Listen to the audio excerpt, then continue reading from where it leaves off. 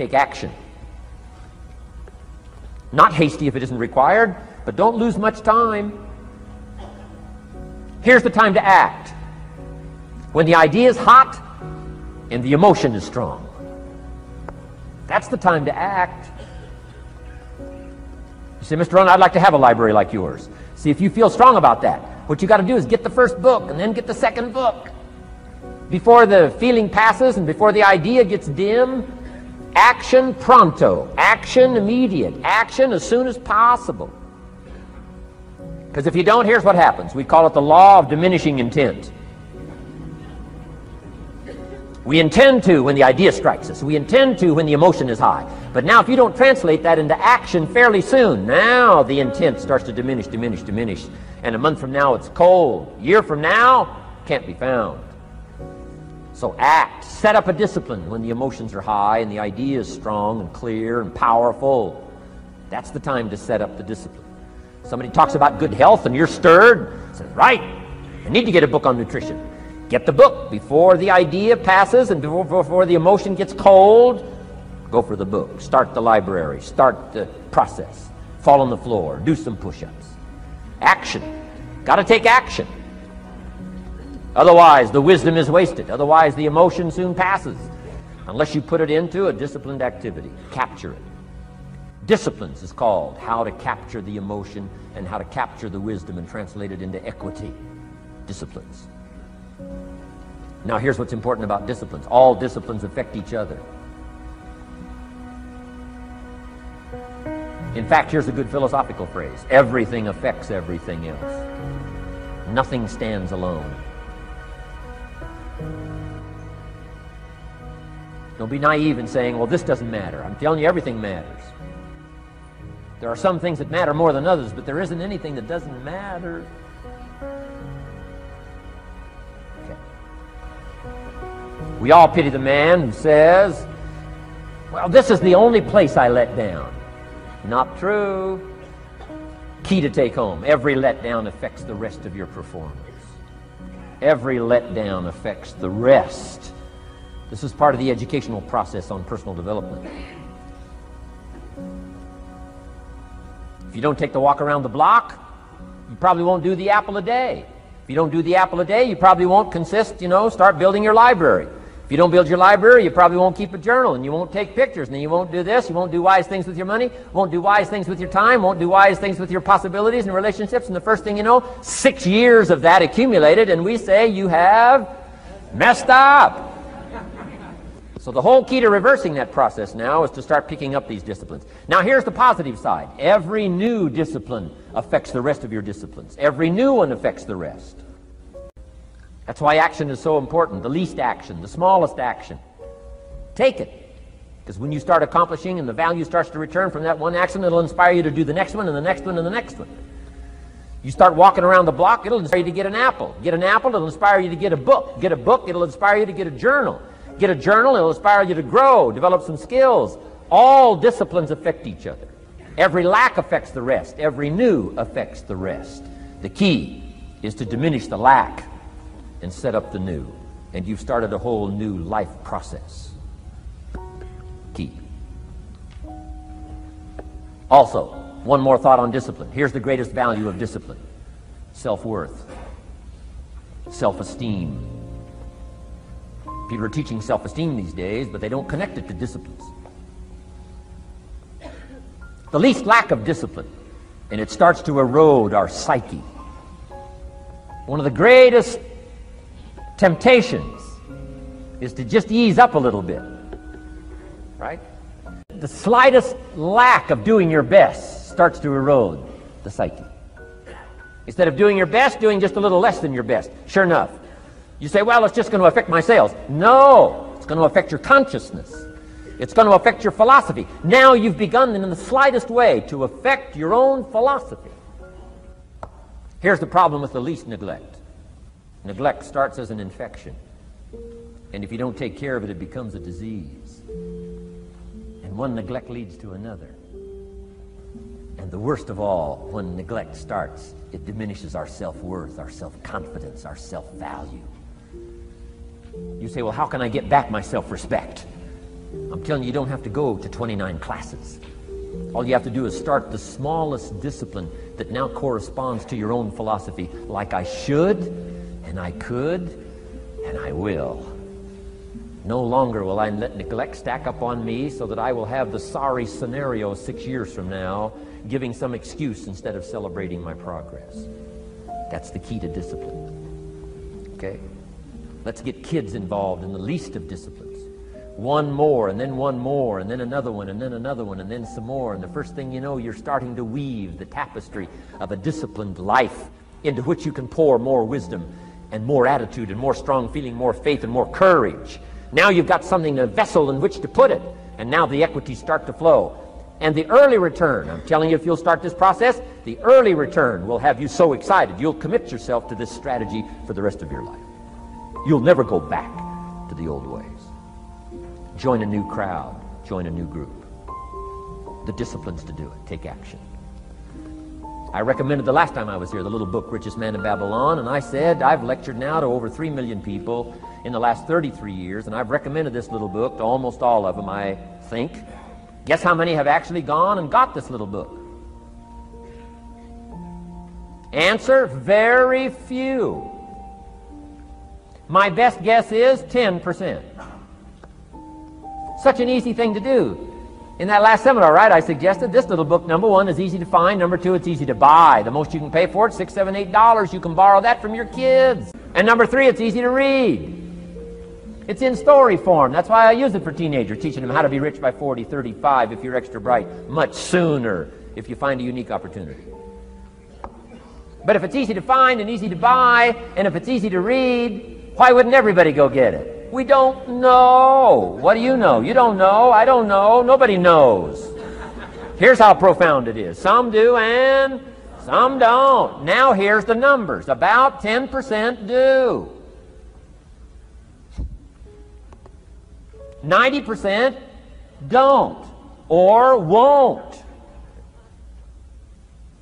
And we don't know the mystery of that. And I'm telling you, 10 years from now, those numbers will still be the same. 10% will, 90% won't. The numbers don't change. Only the faces change. You're looking at one of the faces. I used to belong to the 90% who couldn't be bothered even if it was easy. Guess how many people have a library card? Wisdom of the world available. Transform your life in any value amount you want. By the way, how much is a library card in Texas? Free. Here's what free is. Easy. I mean, it can't be any easier than free. Somebody says, well, would you bring it by? Well, no. At least you got to go get it. No. Wisdom of the world available. Transform your life spiritually, socially, personally, economically, and every other way. Teach you how to be rich and powerful and sophisticated and healthy, influential. How many people have a library card? Answer, 3%. 95, 97% couldn't be bothered. Guy specializes in happy hour, but he doesn't have a card. And now readily and quickly blames the government and blames his company and blames policy and blames the pay scale. When if he only knew, if he joined the 3%, here's my advice to you today. Walk away from the 97%. Don't talk like they talk. Don't act like they act. Don't go where they go. Don't specialize in what they specialize in. Throw away the blame list they cling to. Start you a new life. You say, well, is it as simple as getting a library card and the 3%? And the answer is, of course. Of course. That's how easy this stuff is. This is so easy. It's so simple. It's not complex. You don't need a 2,000-year-old guru. You don't need multi-track affirmations. I'm telling you, don't. Affirmation without discipline is the beginning of delusion. Don't let somebody sweep you into some contrary way to nature itself says, unless you labor. The miracle of the seed and the soil and the seasons and God and all the other stuff that's available, sunshine and rain, that's not available to you by affirmation. It is only available to you by labor. So labor well. Okay. Learn well. Discipline yourself well. I used to wonder why two people could work for the same company, one make twice as much money. Now see, that used to puzzle me. And maybe they were the same age, graduated from the same school, live in the same community, work for the same company, with the same products and the same services. They've got the same traffic, the same problems, and one makes $1,000 a month, the other one makes $2,000 a month. Now that was my puzzling question. Why would this long list be the same and the money twice as much? I asked, what's the difference between $1,000 a month and $2,000 a month? And I don't mean $1,000 a month, right? I could figure that out. But what makes the difference? Why would one person do twice as well, 3 times as well? Speaking economically. Now, I know there's more than one way to do well. I understand that. But in this little narrow area called compensation, what's the difference? Well, back then, with my faulty thinking, I'm trying to reason it out. I thought, well, maybe time makes some of the difference, right? Some people do better because they have more time. I used to say, Harold ought to be able to do well. He's got a lot of time. If I had all of Harold's time, I could do well. Now, that's got to be dumb, right? Number one, you can't get somebody else's time. A guy says to me one time, he says, you know, if I had some extra time, I could make some extra money. I said, then forget it. There isn't any extra time. Now, if you can't get more time, which you can't, what could you get more of that would make a difference in economic results? And here's the key word. Make it a part of your notes. We're going to consider it tonight. The word is value. And I have a little phrase for your notes. Value makes the difference in results. Value makes the difference. You can't get more time, but you can create more value. Now, here's the first lesson of economics. Everybody should learn it from the time they're old enough to understand what a dollar means, how to earn one, how to get one, how to keep one, what to do with it. First lesson of economics. We primarily get paid for value. That's lesson 1. Bringing value to the marketplace, that's how you get paid. Let me give you the 4 major lessons in life to learn. Here's 4 majors. It's good to study the majors. In our weekend seminar we teach, some people don't do well because they major in minor things. You've got to be on the lookout. At the end of every week, end of every month, you've got to check, make sure you're not spending major time on minor things. We go through that whole series. Majors and minors. Now, let me give you 2 phrases before we get to the 4 majors. This will set it up and you'll see where I'm going. 2 key phrases for your notes. Here's the first one. Life and business is like the changing seasons. That's the first phrase. Life and business is like the changing seasons. One of the best ways to describe life, it's like the seasons. Frank Sinatra sings, life is like the seasons. Now here's the second phrase. Very important. You cannot change the seasons, but you can change yourself. And see, that's how life gets better for you. Not by chance, but by change. Now, here's the 4 major lessons in life to learn. I've got my first book finished. Came out a couple of weeks ago. This is in it. The 4 major lessons in life to learn. Here they are. Number 1, learn how to handle the winters. That's lesson 1. They come right after falls with regularity. Some are long and some are short and some are hard and some are easy, but they keep coming. You must learn to handle the nights. They come right after days. You must learn to handle difficulty. It comes right after opportunity. You must learn to handle recessions. They always follow progressions for the last 6,000. See, it isn't going to change. The lesson you must learn is how to handle it. And there's all kinds of winters, right? The winter when you can't figure it out. The winter when it all goes smash. The winter when it turns belly up. The winter when it won't work, when you've run out of money and you've got a broken heart. See, those are winter times. There's all kinds. Economic winters, social winters, personal winters. When your heart is smashed in 1,000 pieces and the nights are unusually long. Your prayers seem to go no higher than your head. It's wintertime. You can't get rid of January by tearing it off the calendar. But here's what you can do. You can get stronger, you can get wiser, and you can get better. The winters won't change, but you can. And that's how life changes for you. See, before I understood, when it was winter, I used to wish it was summer. I didn't understand. When it was hard, I used to wish it was easy. I didn't know. And then Mr. Schoaf gave me a part of his very unique philosophy when he said, "Don't wish it was easier, wish you were better." See, that triggered my whole life change. Here's lesson 2. Learn how to take advantage of the spring. That's the second one. Spring is called opportunity. And spring follows winter. What a great place for it. If you were going to put it somewhere, that'd be the place to put it, right after winter. And pray tell, how often does spring follow winter? Every year with regularity, 6,000. You can almost count on it. See, opportunity always comes. Days follow nights. Isn't that terrific? Opportunity follows difficulty. But here's what you must learn to do. Underline these 2 words in that key phrase. Take advantage. Underline those 2. You must learn to take advantage of the spring. See, just because spring rolls around is no sign you're going to look good come fall. You gotta do something with it. Now here's what else you must do. Take advantage of the springs quickly, because there's only a few. Just a handful of springs have been handed to each of us. They don't come forever. Life is fairly brief. So you got to read every book you can get your hands on what to do with your springs while they're here. And take advantage, they soon run out. Here's the third major lesson in life to learn.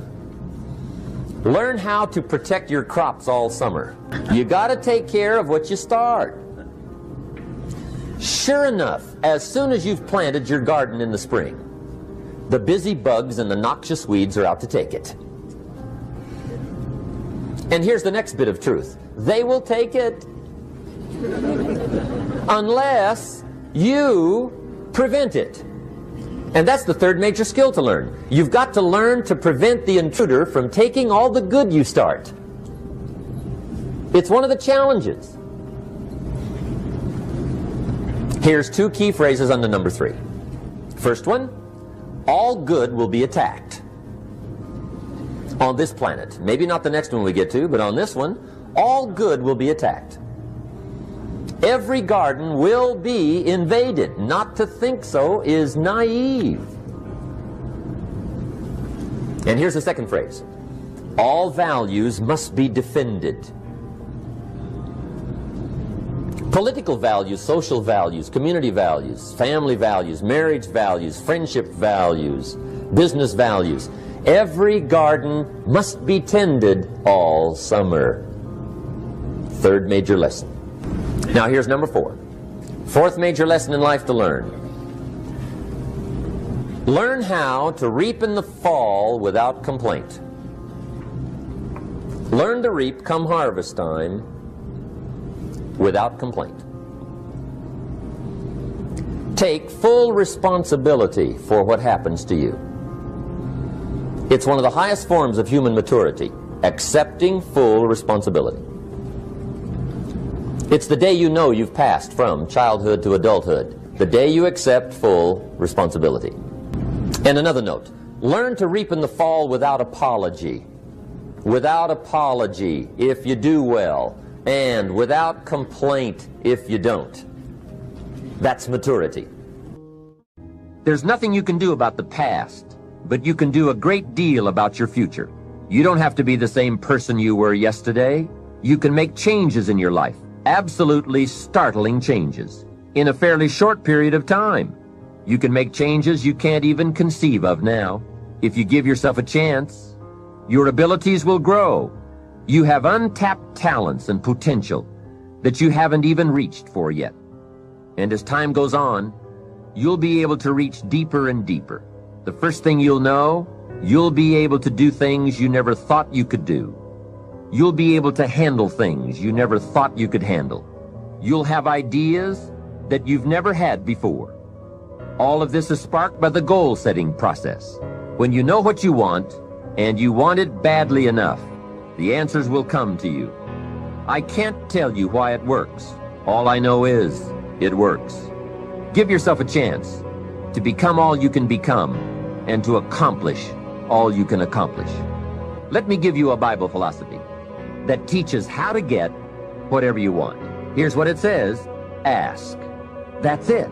Ask. Of all the important skills to learn in life, be sure to include the skill of asking. What does ask mean? Ask means, what do you want? And the complete formula is staggering. It says ask and you will receive. Hey, we ought to look into that. The man says, yes, but you work where I work. By the time you struggle home, it's late. You've got to get a bite to eat, watch a little TV, and get to bed. You can't sit up half the night and ask. And this guy is behind on his bills. He's a good worker, hard worker, sincere, but you've got to do better than work hard and be sincere all of your life. You'll wind up broke and embarrassed. You've got to be better than a good worker. You've got to be a good asker. Let me give you some key points on this asking and receiving, setting goals, asking of life. Here's part of the philosophy that helped me to change. First, asking starts the receiving process. Asking is like pushing a button, and all this machinery starts working, mental and emotional machinery. I don't even know how it works, but I do know it works. There are a lot of things you don't need to know how they work. Just work them. Some people are always studying the roots. Others are picking the fruit. It all depends on what end of it you want in on. So asking is the beginning of receiving.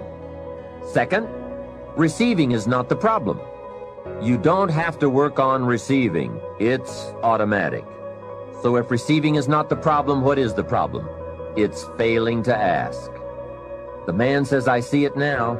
I got up every day this year and hit it hard, but nowhere in my house is there a list of what I want from my life. Can you see? Good worker, poor asker. Third, receiving is like the ocean. There's plenty, especially in this country. It's like an ocean here. Here, success is not in short supply. It isn't rationed so that when you step up to the window, it's all gone. No. Well, if that's true, what is the problem? Well, the problem is some people go to the ocean with a teaspoon. Have you got the picture? A teaspoon. What I suggest you do in view of the size of the ocean is trade your teaspoon for at least a bucket. And you will look better at the ocean with a bucket. Kids won't make fun of you. Now, here's something else to remember about asking. There are two ways to ask. One is ask with intelligence. It didn't say ask intelligently, but I'm sure it meant that. Don't mumble. You won't get anything by mumbling. Be clear, be specific. Intelligent asking means how high, how long, how much, when, what size, what model, what color. Describe what you want.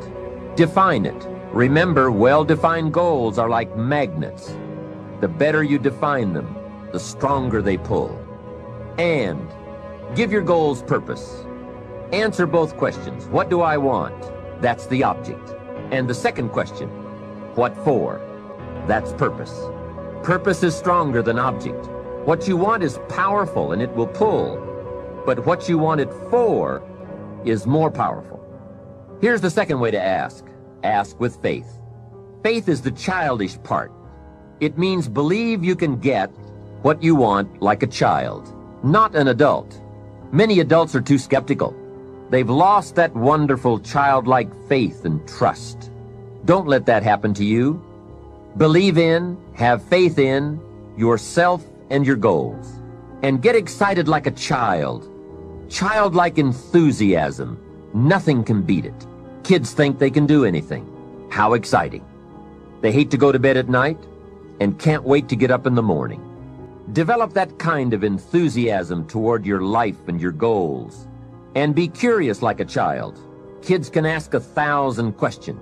Just when you think they're finished, they come up with 1,000 more. They'll drive you to the brink. But it's really a virtue. Have plenty of curiosity. Ask questions. That's how you learn. Here's the next one. Look around. You might have overlooked some people that need to be recognized. You might have overlooked some talent that you could be using to help in the training and conduct meetings. Don't miss some of the gifts that are close by you. Look around and say, who's doing a good job that maybe I've missed this last year? Look around and see if there aren't some people who need to be lifted up, who need your inspiration, who need your presence, who need your time. Here's the next one. Look down to the work. Look down to the soil that's ready for the seeds of opportunity that you will share by your voice and your invitation and your language and your meetings, your presentation. Look down to the work that your hands can work miracles. Look down to the task and see if there aren't some things you might have missed this past year you can pick up on this year and work miracles for yourself, for your future, for your organization. Here's the next one. It's a word of caution. Look out for the enemy that's on the outside as well as the enemy that's on the inside. Look out for your own thoughts that might deceive you, saying you're too short, you're too tall, you're too old, you've never done it before. What makes you think you can do it now? Look out for the temptation. I've told the story and it bears repeating. An ancient story that said there were two nice people. This is not a story of one bad person and one good person. The storyteller says this is a story of two nice people. However, and I want you to underline the word however, because that's the drama of life. However, one built his house on the rock and the other built his house on the sand. And sure enough, the storms came as they always do, and the one that built his house on the rock was saved. The one that built his house on the sand was lost. Here's what it means. Nice people can make careless decisions. Nice people can make foolish decisions. None of us are above temptation. That's why the great prayer says, lead us around temptation. Hopefully deliver us from the evil. Tempted to cross the line. A customer shows up across the street from where you live. And it's so easy to say, rather than being taken care of by someone who lives so far away, I can take care of you because I live just across the street. Don't listen to the tempter. Stay on track. Build on the rock. Look out for your own mind that would tell you your dreams can't come true. Look out for your own thoughts that would tell you that it's not going to work that well for you. Look out for that. Here's the next one. Look inside. Some of you have just started to develop your talents and your skills and your abilities. Some of you have done enough to reach this level, to reach these tables, to be in this room.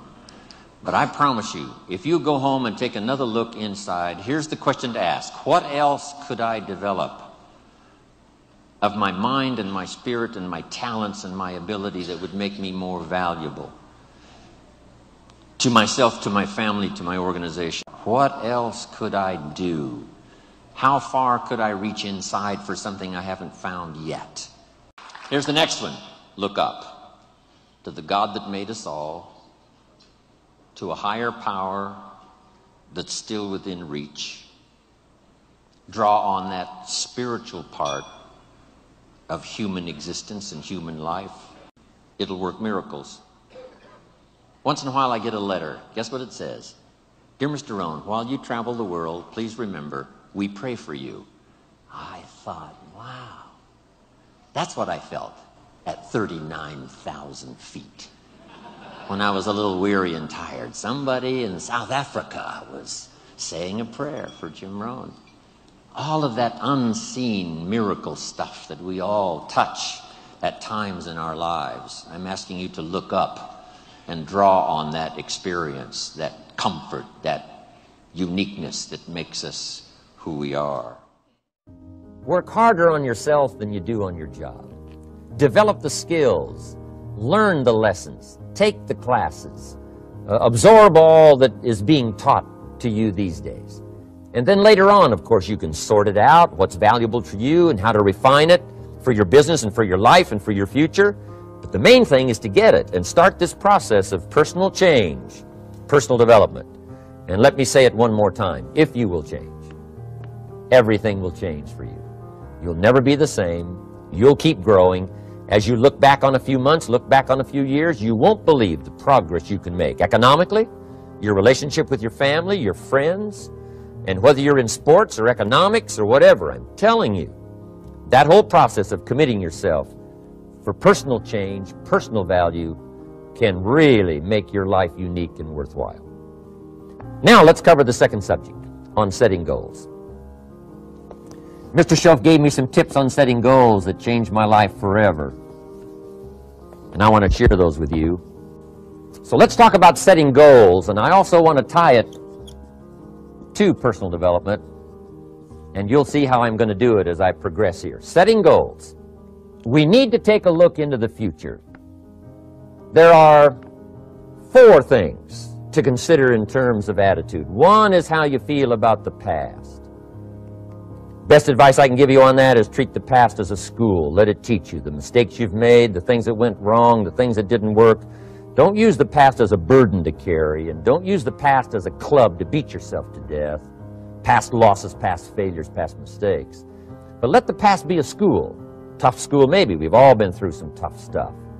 So if you feel good about the past, draw from it for experience and let it teach you. Then next is how you feel about the future. We've got to have the future well designed. The future is called the promise.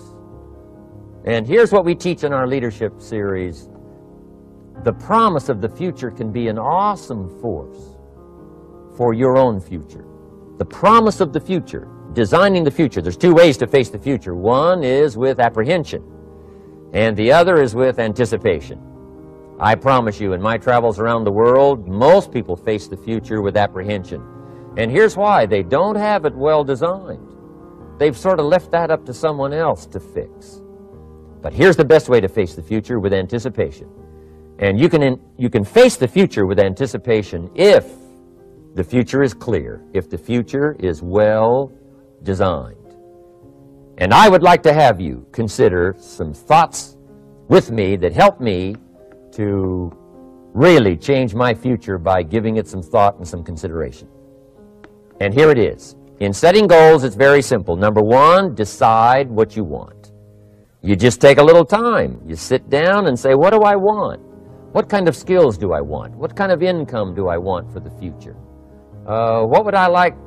Where would I like to go? Places I'd like to visit.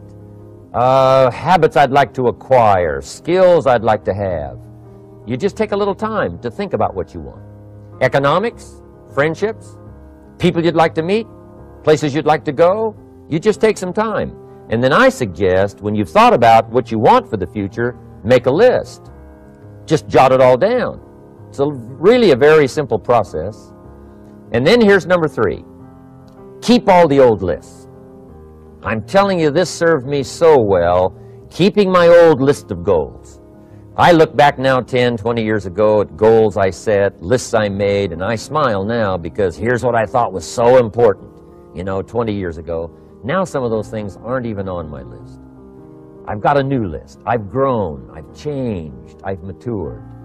But I give you that advice. Decide what you want. Number 2, write it down. Number 3, keep the old lists. And then here's number 4. When you get something that's on one of these lists, check it off. Part of the fun of having a list is checking it off. And then if you can add some drama to checking it off, see, that's what really helps. I set a goal to go to Spain many, many years ago. And when I finally made my first trip to Spain, I had that journal with me that had that list in it.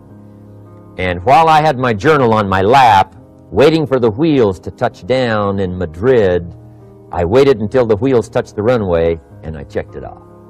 Just adding a little drama. So, part of the fun of having a list is checking it off. Now, here's what's important about the lists and designing your future. If the future gets clear, the price gets easier. Because you got to remember, for every promise, there's a price to pay. Everybody's got to pay the price. Everybody's got to do the deal. Everybody's got to do the disciplines. Everybody has to pay. But here's what I've discovered. If the promise is clear and powerful, the price is easy to pay. The price is some classes. The price is a few books. The price is a few disciplines. The price is finding something that'll make your life better, make you grow, make you change, make you develop. So the first part of the key is to design the promise. Then, what is the price to pay? I'm telling you, the price will be easy. Anybody in my audience can pay it, no matter where you are, where you come from. Color doesn't matter, religion doesn't matter, where you grew up doesn't matter, circumstances don't matter. I'm telling you, if you'll make the promise of the future clear for yourself, the things you want, the places you want to go, the things you want to have, the person you want to become, the skills you want, the homes you want, the future you want, the friends you want, all of the values of life that you could possibly want. If you'll make that clear, make those lists, and be serious about it, I promise you it's an easy price to pay. Anybody can pay it. And the best advice I can give you is, if I can do it, you can do it. Farm boy from Idaho, raised in obscurity, I changed my life, turned it upside down, turned it all around, found economics, found future, found promise, and if I can do it, you can do it. So, start setting your goals and see if you can't get a better excitement going for the things you want to accomplish for the future. One of the major reasons for setting goals is for what they make of you in achieving them. My teacher advised me when I first got started at age 25, he said, "Jim, why don't you set a goal to become a millionaire?" He said, "It's got a nice ring to it. You know, enough zeros to impress your accountant." And he said, "I'm here to help you. You're only 25 years old. You've been to 1 year of college. You've got a beautiful family, every reason to do it. Why don't you set a goal to become a millionaire?" And he said, "Here's why." And I thought, he doesn't need to teach me why. Wouldn't it be nice to have $1 million? He said, "No, then you'll miss it." He said, "Here's why. For what it will make of you to achieve it." I'm telling you, that statement changed my life. Set the kind of goals that will make something of you to achieve them. He said, "Now, once you become a millionaire, what's important is not the money." I thought, that's kind of strange teaching. He said, "Honest, it isn't important." He said, "You could just give the money away." Now, I did better than that. I lost it all. By the time I was 31, I was a millionaire. By the time I was 33, I was broke. And I'll tell you a little bit about that story later. But when I lost all my money, guess what? I found out Mr. Schoaf was right. What was valuable was not the money. What was valuable was what I became to earn the money. The skills I had, the knowledge I had about the marketplace, the values that I had going for me. They were more valuable than the money. And here's an important statement to remember. It's not what you get that makes you valuable. It's what you become. So part of the key here is to set the kind of goals that will make something of you. Don't set them too low so that you don't have to grow and you don't have to read and you don't have to try and you don't have to stretch. Don't set them too low. And then don't sell out. Don't go for something that's going to cost you your virtue or cost you your values or sell out your principles. There's a good middle road here to follow. Goals that will inspire, goals that will help you grow, change, develop, and become better than you are. Okay, now let's talk about financial independence. How to become rich by 40, 35 if you're extra bright, much sooner if you find an opportunity like I did. Let me show you how I did it. Financial independence. I like the phrase financial independence. Some people are a little bit concerned about using the word becoming rich or becoming wealthy, and I can understand that. I struggled a little bit with this. Is it okay to go for becoming rich, go for becoming wealthy? And maybe that's a bit too strong a word or strong a term. So here's what I've come up with that I think is comfortable for me, and that is how to become financially independent. I think it's every person's heritage here, especially in America, to become financially independent. Now, let me give you my definition of financial independence. Financial independence is the ability to live from the income of your own personal resources.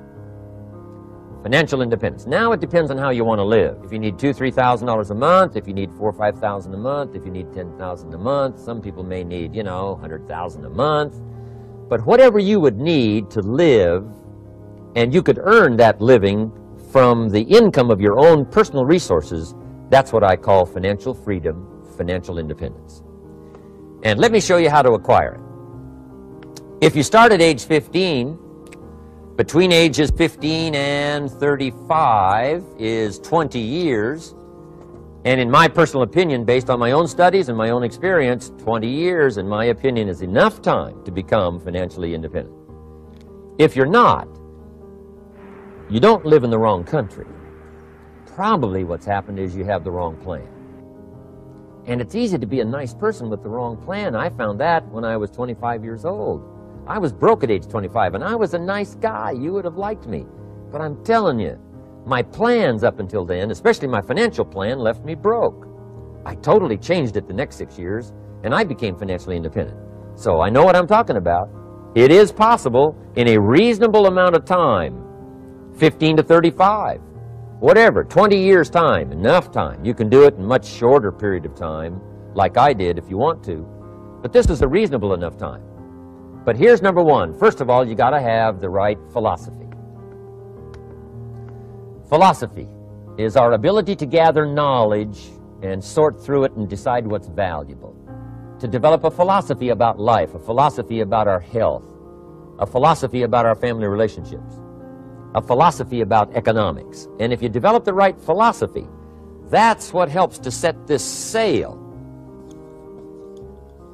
so that in 6 years it takes you where you want to go instead of winding up like I did that first 6 years of my economics, broke, no money, empty bank account. The right philosophy. Now let me give you a couple of philosophies to consider. Here's the first one. It's called the philosophy of the poor. And here it is.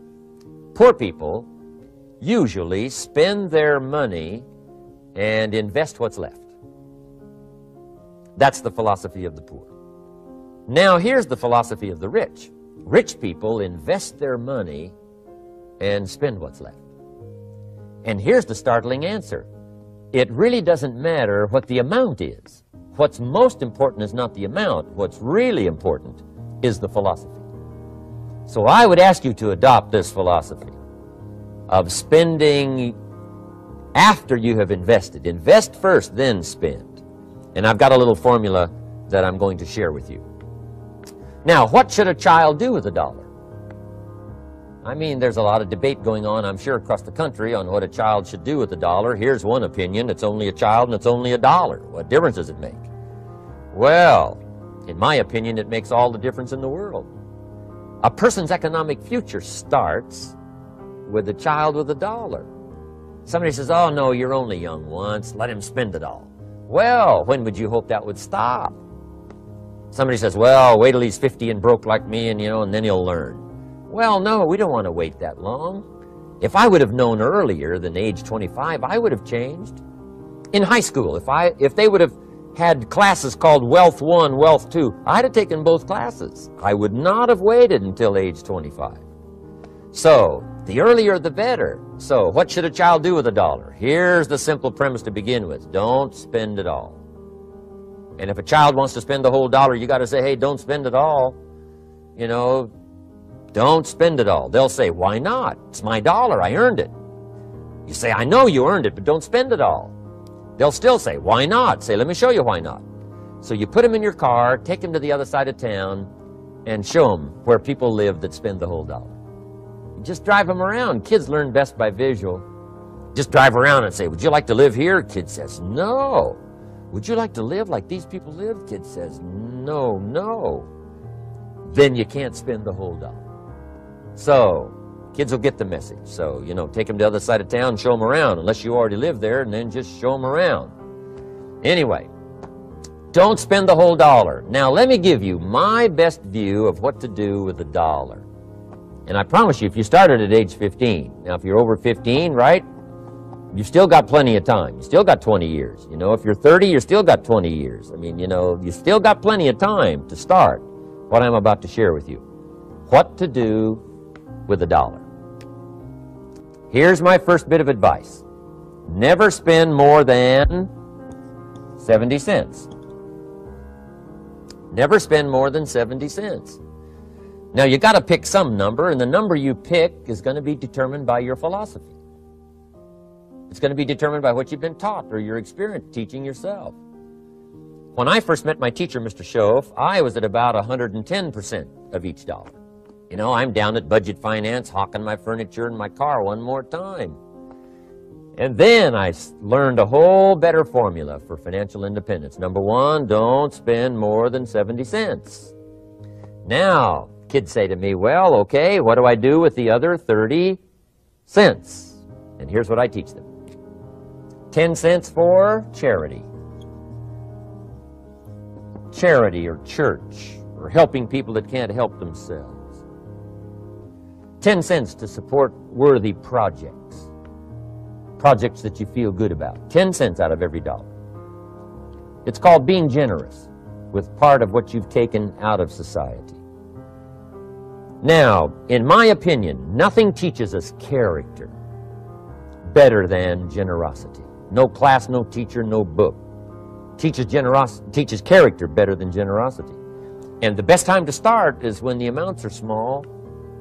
And I know if kids learn these lessons well, they'll give a dime out of a dollar, help people that can't help themselves, support worthy projects. Or if you belong to a church, they teach tithe, piece of. That's very important. Now, because when the amounts get larger, sometimes it's a little more difficult. You know, giving 100,000 out of a million, someone says, oh, if I had a million, I'd give 100,000. I'm not sure. That's a lot of money. So the time to start is when the amounts are small. 10 cents out of the dollar. Okay, next 10 cents I call active capital. Active capital means do something to make a profit. Active capital. Set aside a portion of your income. Wages are okay, but I'm telling you, wages will make you a living. Profits will make you a fortune. So set aside part of your income as capital, called active capital. Any kind of project you can possibly think of, you can possibly come up with. I'm going to write a new book, I think, for kids. I think the title is going to be, Of Course Kids Should Pay Taxes. It's kind of an interesting title. In California, kids do pay taxes. When a child walks into 7-Eleven, buys something that costs $1, the proprietor says, give me 7 more pennies. And the child says, hey, what's these 7 pennies for? And the proprietor says, that's the taxes. Kid says, well, hey, I'm only 8 years old. Proprietor says, congratulations, you're my youngest taxpayer. Give me the money. So in California, where I live, kids do pay taxes. Big question is, should they? And my book will answer that question. Of course, kids should pay taxes. Nothing is for free. If you want to ride your bicycle on the sidewalk instead of in the mud, you got to pay the 7 pennies. Nothing is free, so we all have to pay. So, 10 cents out of your living, out of the money you earn, set aside for capital. Capital to try your best to show a profit. And in my book, it's going to be all kinds of ways kids can make money, right? 2 bicycles, one to ride and one to rent. I mean, you know, it doesn't take long to figure out some enterprise that'll start making a profit. Then you must jot this down if you're taking notes. Profits are better than wages. One, you can't usually start wages until you're about 16, 15, 16, but you can make a profit long before you're eligible to start earning wages. And then there's no limit to profits, and they can double and triple and quadruple. You know, there's no limit. It's incredible how fast profits can grow. So profits are better than wages. Wages make you a living, profits make you a fortune. Now, the third 10 cents is vitally important. I call it passive capital. Capital you let somebody else use. A financial institution, stocks and bonds, mutual funds, whatever. Let someone else use it, you furnish the money, they use it to make a profit, but they pay you for the use of it, called interest. And here's one of the things that'll make you financially independent fairly quickly, and that's called compound interest. And this is how you get it. Letting someone else use a portion of your money, your substance. They show the profit, they pay you interest. And this passive capital, I'm telling you, over a sustained period of time, if you'll develop this little 10, 10, 10, and 70, especially starting at age 15, I'm telling you, by the time you're 35, you will be financially independent. You'll have the ability to live from the income of your own resources. And then one more point on passive capital. There's a Bible philosophy. I'm an amateur on the Bible. But there's a Bible philosophy that teaches the borrower is servant to the lender. And if you want to be in a powerful position as you grow older, finally when you become mature, maybe have your own business, things have worked out for you for the future, the position you always want to be in is the power position. And that's called the lender. The lender is the power position. So if kids learn early enough, and then you ask them what they'd like to be when they grow up, I'm telling you, once they understand, they'll say, well, one of the things I want to be is one of those lenders. That's the power position, not the spender. No, you'll be pitied the rest of your life if you just become a spender. You got to become a lender. And I think this is the one formulas to follow. 10 cents out of every dollar. Let someone else use it. Be the lender, power position. Then try to show a profit. Can't we teach our children how to take $1, search the neighborhood, find a broken wagon, pay $1 for it, bring it home, clean it up, sand it until it's clean, paint it red till it shines, straighten out the wheels till they're true, take it back to the neighborhood, sell it for $5? Anybody can do that. Now, does the child deserve $4 profit? And the answer is yes. Society now has a mended wagon. And that's what America's all about. Finding something, touching it, making it better, making a profit, taking part of your resources, helping people who can't help themselves. Let someone else use it to make a profit. Some projects require more capital than one person has. Exciting. And then let them pay you for the use of it. America's had this philosophy now all these years. Communism has taught all these years capital belongs in the hands of the state, not in the hands of the people. We've been teaching all these years capital belongs in the hands of the people, not in the hands of the state. And we turned out to be right. Capital in the hands of the kids, capital in the hands of the people. Enterprises that make a profit, enterprises that grow. It's the hope of our future. So that little simple formula, I hope, will help you. Now, one more key on financial independence, and that is attitude. Attitude. Here's number one. I used to say, I hate to pay my bills. My teacher straightened me out on that. He said, let's see, Mr. Rohn, what you hate to do is pay $100 on an account and reduce your liabilities and increase your assets. I said, well, no, not if you look at it that way. He said, well, it all depends on how you look at it. So wouldn't you love to pay your bills, reduce your liabilities, increase your assets? You got to have that kind of attitude. I found out the same attitude about taxes. I used to say, I hate to pay my taxes. And Mr. Shove said, well, that's one way to live. But don't you understand? Taxes is how we care and feed the goose that lays the golden eggs. Wouldn't you want to do your share? Someone says, yes, but the goose eats too much. Probably true. But hey, we all eat too much. We all need to go on a diet. Better a fat goose than no goose. So I finally became a happy taxpayer.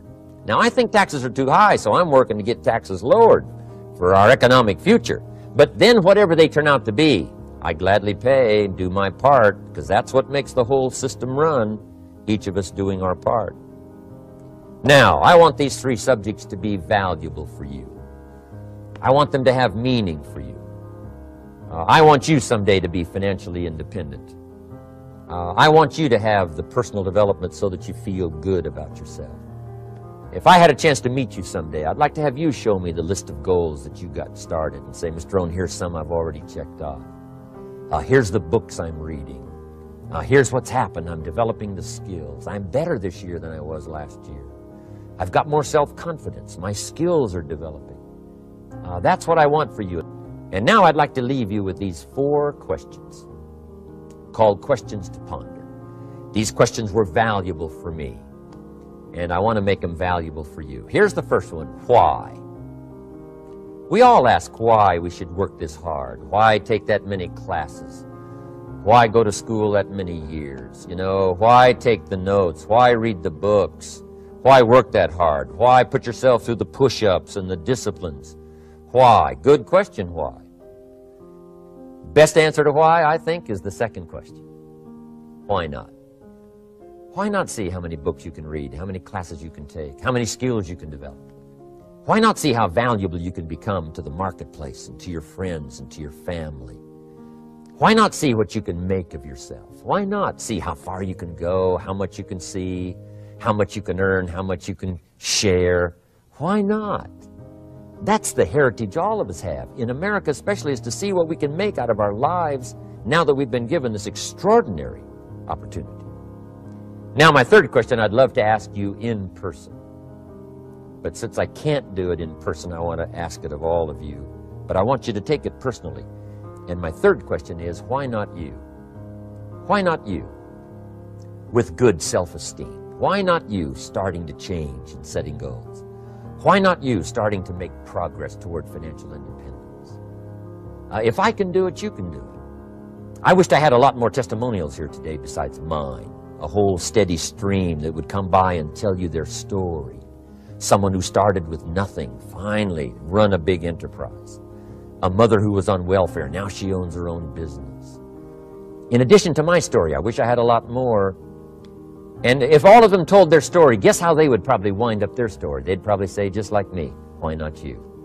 If we can read, you can read. If we can change, you can change. If we can figure it out, you can figure it out. If we can turn it around, you can turn it around. There isn't anything you can't accomplish. That's what those testimonials would say.